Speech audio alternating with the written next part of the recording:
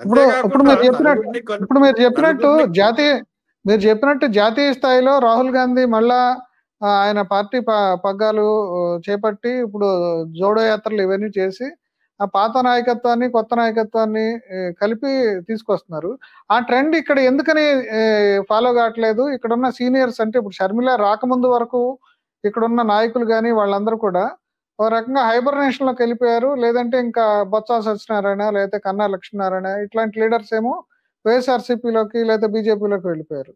అంటే ఎందుకని సీనియర్స్ అందరూ కలిసి ఇప్పుడు పార్టీని మొత్తం హైబర్నేషన్ లోకి వెళ్ళి పార్టీని ముందుకు తీసుకెళ్ళలేకపోయారు? అంటే ఇప్పుడు కొంచెం అవకాశాలు పెరిగినప్పుడు కూడా మొన్న ఎలక్షన్స్ లో కాంగ్రెస్ పార్టీ అభద్రతా భావంలో ఉందండి ఆంధ్రప్రదేశ్లో. కారణం ఏంటంటే కాంగ్రెస్ పార్టీని విభజన చేసినప్పుడు కాంగ్రెస్ పార్టీని వ్యతిరేకించాం. మొత్తం ఆల్మోస్ట్ అందరం వ్యతిరేకించాం. కాంగ్రెస్ పార్టీలో ఉన్న వాళ్ళందరూ వ్యతిరేకించాం. కాంగ్రెస్ పార్టీ మీద అవిశ్వాస తీర్మానం కూడా పెట్టాం ప్రజల గురించి.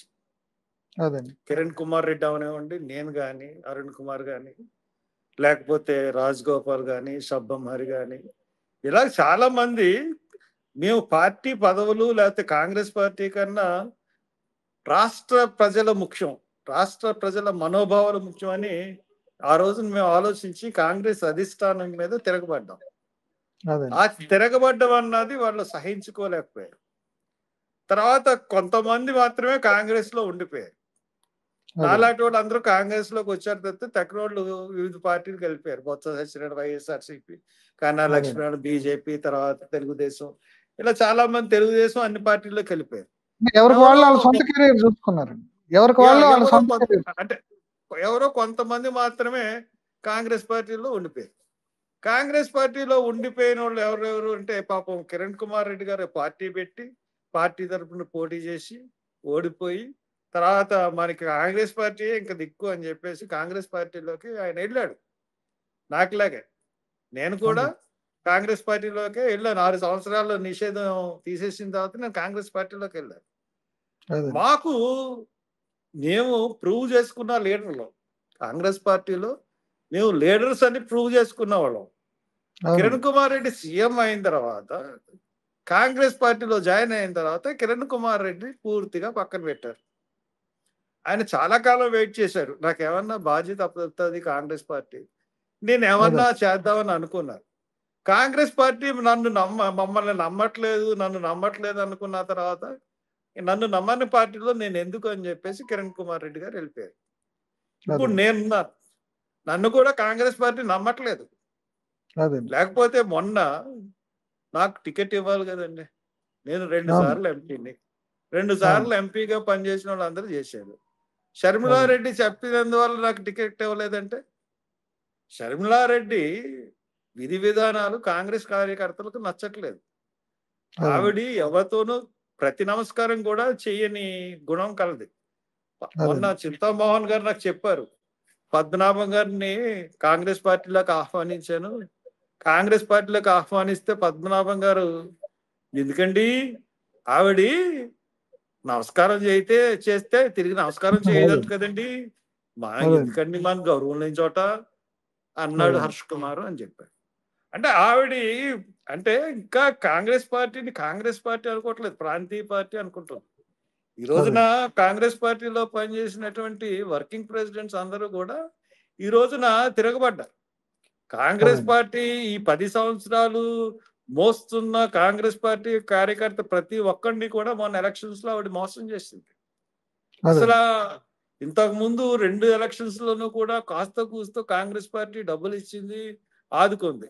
ఈసారి ఆ డబ్బులన్నీ ఆవిడే తీసేసుకుంది. కాంగ్రెస్ పార్టీ పోటీ చేస్తున్న వాళ్ళకి 1 నయా పైసా కూడా ఇవ్వలేదు. ఎవరో కొంతమంది ఎంపీలకు చేసిన వాళ్ళకి తప్పితే టెక్నాలజీకి ఇవ్వలేదన్న ఒక అపవాది కూడా ఆవిడ ఎదుర్కొంటుంది. ఇవన్నీ సమస్య పోవాలని చెప్పి 75వ జయంతి అని చెప్పి రాజశేఖర రెడ్డి జయంతిని మొన్న సభ పెట్టింది. దాంట్లో కూడా చిన్న హాల్లో ఒక 500-600 మంది పట్టి హాల్లో మీటింగ్ చేసింది. ఇప్పుడు ఆవిడకి ఏందో రాజశేఖర రెడ్డి బిడ్డ మాట్లాడితే రాజశేఖర రెడ్డి బిడ్డ అంటే ఇంకా కాంగ్రెస్ పార్టీ అన్న మాట ఆవిడ నోటి నుంచి రావట్లేదు. ఇప్పుడు కాంగ్రెస్ పార్టీ గోల పెడుతున్న ప్రతి ఒక్కరు కూడా అదే కాంగ్రెస్ పార్టీ అని చెప్పుకుని వెళ్ళట్లేదు. ఈవిడి మరి రాజశేఖర రెడ్డి అయిపోయిందండి. ఇప్పుడు అదే ఎంతకాలం నడుస్తుంది? ఇప్పుడు ఇందిరా ఫ్యామిలీ లేకపోతే నెహ్రూ ఫ్యామిలీ కాదు కదా రాజశేఖర రెడ్డి ఫ్యామిలీ అంటే. వాళ్ళ చరిత్ర మనం చూసుకున్నట్టయితే అంత రక్తసిక్తం అన్ని అంటే కూడా కాంగ్రెస్ అధిష్టానం ఇప్పుడు సీనియర్లని ఎందుకని దగ్గర తీసుకోవట్లేదు ఇప్పుడు? అపనమ్మకం అండి. ఇప్పుడు హర్ష్ కుమార్ అన్నవాడు చేయగలడు, సమర్థుడు, అదే తిరగబడతాడేమో అన్న ఒక నమ్మకం. అంటే ఎందువల్లంటే కాంగ్రెస్ లో రాష్ట్ర విభజనప్పుడు తిరగబడ్డాడు. కాంగ్రెస్ లో మామూలుగా కొంత డెమోక్రటిక్ వాతావరణం ఉంటది. అసమ్మతి నాయకులు కూడా అందుగురించే ఉంటారు. ఈ కాంగ్రెస్ పార్టీని వదిలిపెట్టకుండా ఉన్నామండి. అదే బలం ఎందువల్లంటే కదండి కాంగ్రెస్ ఇప్పుడు. పార్టీ అధిష్టానానికి తప్పులు చెప్పడానికి కూడా మేము సిద్ధపడి, దేనికన్నా అదే పర్లేదని సిద్ధపడి ఈ రోజున మీరు అడుగుతుంటే నేను చెప్తున్నాను. ఎందువల్ల కాంగ్రెస్ పార్టీలో డెమోక్రసీ ఉంది. ఇగో అదే మీరు షర్మిలా రెడ్డిని మీరు గుడ్డిగా నమ్ముతున్నారు. ఇది మంచిది అదే కాదు, ప్రమాదకరం. షర్మిలా రెడ్డిని తీసుకొస్తున్నప్పుడే కాంగ్రెస్ పార్టీ ఒక సమావేశం ఏర్పాటు చేసి మల్లికార్జున్ ఖర్గే లేకపోతే కేసీ వేణుగోపాల్, రాహుల్ గాంధీ సమక్షంలో ఒక సమావేశం చేసి ఆడందరి అభిప్రాయాలు అడిగారు. ఆ రోజు కూడా నేను చెప్పాను ఇది మంచి పద్ధతి కాదండి. నాతో పాటు చింతామోహన్ గారు చెప్పారు. అటువంటిది రఘువీరారెడ్డి, తర్వాత కేవీపీ రామచంద్రరావు, తర్వాత కొప్పుల రాజు, శీలం గారు వీళ్ళందరూ కూడా ఆవిడొస్తే మంచిది, ఏదో ఘనం ఏదో జరిగిపోతుంది అనుకున్నారు. అటువంటి వాళ్ళే ఈ రోజు అందరూ కూడా ఎవరైతే సపోర్ట్ చేశారో ఈ సుంకర పద్మశ్రీ, రాకేష్ రెడ్డి వీళ్ళందరూ కూడా ఆవిడ వెనకాల నుంచి ఆవిడ కావాలనుకున్న వాళ్ళందరూ కూడా ఈ రోజున అవును ఆ రోజున హర్ష్ కుమార్ చెప్పాడు మనకి, మనం వినలేదు, ఈవిడ పోకడలు ఏం బాగాలేవు, ఈవిడ తీసేయమని చెప్పి ఉద్యమం చేస్తాం. కాబట్టి ఇప్పుడు ప్రాంతీయ పార్టీ లాగా నేషనల్ పార్టీని నడపాలనుకుంటే ఆవిడ వల్ల సక్సెస్ అవ్వదు. ఆవిడకి ఉన్న మార్క్ ఏదైతే ఉందో తెలంగాణ ఆడబడుచుని, నేను తెలంగాణ వాదిని అన్న మార్క్ నుంచి ఆవిడ ఎప్పటికీ తప్పించుకోలేదు. కాంగ్రెస్ పార్టీ ఇటువంటి సమయంలో ఇప్పటికన్నా కళ్ళు తెరిచి ఇమీడియట్ గా కొత్తగా ఒక మంచిగా రాజ్యాధికారం వైపు దిశ వైపు అడుగులు వేస్తున్న ఒక కొత్త శక్తిని ఈ రోజున కాంగ్రెస్ పార్టీ అధిష్టాన వర్గం ఎంచుకుని నాయకత్వం అప్పగిస్తే డెఫినెట్ గా ఫలితం ఉంటుంది. ఇప్పుడు కేవీపీ రామచంద్రరావు గారు కూడా తాను హైదరాబాద్ లోనే ఉంటాను, హైదరాబాద్ కాంగ్రెస్ తోటే తెలంగాణ కాంగ్రెస్ తోటే ఉంటానని చెప్పారు. ఇప్పుడు మరి ఆయన వాళ్ళ కుటుంబానికి సన్నిహితుడి కింద ఇప్పుడు ఆయన గైడెన్స్ ఏమన్నా ఉంటుందా, లేదంటే ఆయన పలుకుబడి కారణంగా ఆమెకి ఇక్కడ పార్టీ పగ్గాలు అప్పచెప్పారంటారా? అంటే లేదంటే పార్టీ పగ్గాలు అప్పచెప్పడంలో కేవీపీ పాత్ర కూడా ఉందండి. అదే కానీ ఇప్పుడు అంకుల్ మీ పని మీరు చూసుకోండి, దీంట్లో ఎందుకు కల్పించుకుంటారు ఈ పార్టీ వ్యవహారాల్లో అని మొహం మీద చెప్పిందంట.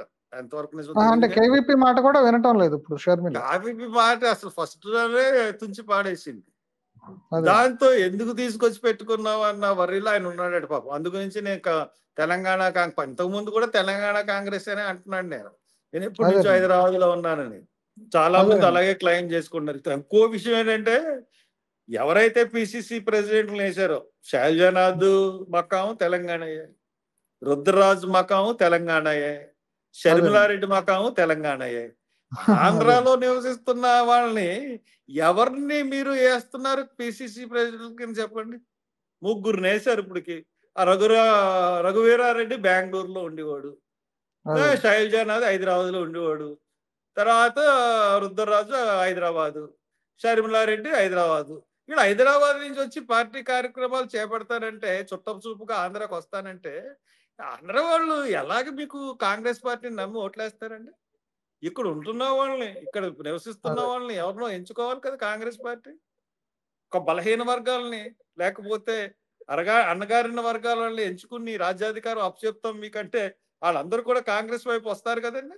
ఇటువంటివి చేయకుండా కాంగ్రెస్ పార్టీ ఎప్పుడైతే ఈ పోకడలను అనుసరిస్తుందో అప్పటి వరకు కాంగ్రెస్ పార్టీకి సరైన రెస్పాన్స్ ఆంధ్రప్రదేశ్ లో రాదు. ఇప్పుడు కాంగ్రెస్ బలహీన పడిన తర్వాతే ఇప్పుడు ఆంధ్రప్రదేశ్ రాజకీయాల్లో రెడ్డి కమ్మ అంటే రాజకీయాలు అనేవి లేదా అధికారంకి సంబంధించిన పోటీ అనేది రెడ్డి కమ్మ కులాల మధ్యనే కేంద్రీకృతం అయినట్టుంది. ఇప్పుడు ఆ క్రమంలోనే ఇప్పుడు షర్మిలాని తీసుకుని వచ్చినట్టానండి. అంటే ఇంతకుముందు కాంగ్రెస్ అంటే ఒక క్యారెక్టర్ ఎట్లుండేదంటే అన్ని కులాలు ఉండేవి. అన్ని కులాలు అంటే అన్ని మతాల వాళ్ళు ఉండేవాళ్ళు. ఒక సెక్యులర్ హైకమాండ్ క్యారెక్టర్. హైకమాండ్ ఉద్దేశం ఏంటంటే రాహుల్ గాంధీ డైరెక్ట్ గానే చెప్పాడు ఏంటంటే రెడ్లు కమ్మోళ్ళు తప్పితే ఇక్కడ ఆంధ్రప్రదేశ్లో ఎవరు కూడా లీడర్షిప్ లీడర్షిప్లోకి తీసుకుని వస్తే వాళ్ళు కాంగ్రెస్ పార్టీని అధికారంలోకి తీసుకురాలేరు అని కాంగ్రెస్ పార్టీ బలంగా నమ్ముతుంది. ఆ బలం వల్లే షర్మిలారెడ్డిని తీసుకొచ్చారు. ఫెయిల్ అయింది కదా. మరి పోనీ ఇంకొక రెడ్డికి ఇచ్చి ఇంకే రెడ్డి ఎవరున్నారండి? ఎవరు లేరు. అసలు ఆ రెడ్డి కాన్సెప్ట్ లేకపోతే కమ్మ కాన్సెప్ట్ తీసేసి కాంగ్రెస్ పార్టీ కాన్సెప్ట్, కాంగ్రెస్ పార్టీకి ఓటర్లు అసలు ఓటర్లు ఎవరు? వాళ్ళకి అప్పు చెప్తే కాంగ్రెస్ పార్టీని వాళ్ళు అధికారంలో తీసుకొస్తారా? వాళ్ళ సామాజిక వర్గాలన్నీ కాంగ్రెస్ పార్టీకి వస్తాయా అన్నది ఆలోచన చేయాల్సిన అవసరం అధిష్టాన వర్గం మీద ఉంది. Please do subscribe to Telugu Rajyam channel. Please do subscribe to Telugu Rajyam channel. Please do subscribe to Telugu Rajyam channel. Hi అండి, నేను మీ ఆర్పీని, నెల్లూరు పెద్దారెడ్డి చేపల పులుసు ఓనర్ని.